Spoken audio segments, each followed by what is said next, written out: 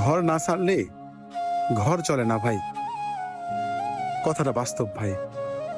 একটা ফ্যামিলি চালাতে হলে নিজের সুখ শান্তিটা আগে বিসর্জন দিতে হয়, নিজের ঘরটা আগে ছাড়তে হয়।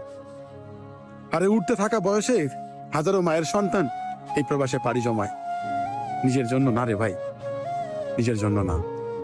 তার দেশে থাকা ফ্যামিলির মানুষগুলা ভালো থাকবে, বাবা মা ভালো খাবে, এটাই।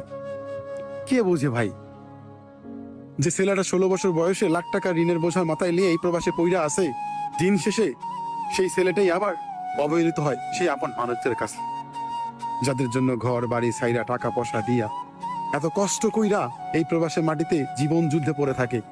সে শুধু তার ফ্যামিলির মুখে হাসি ফোটানোর জন্য। এতটুকু ভালো কেউ বুঝে না। দিন শেষে ওই প্রবাসীটাকে আবার অবহেলিত হতে হয়, কারণ সবাই জানে যে প্রবাসে গেছে, সে হয়তো ভালো আছে, ভালো খাচ্ছে, আমাদের দিচ্ছে, সে হয়তো মাসে লাখ লাখ টাকা ইনকাম করতেছে, কিন্তু ভাবতেছে না যে যে ছেলেটা আমাদের ভালো রাখতেছে সে কত কিছু ত্যাগ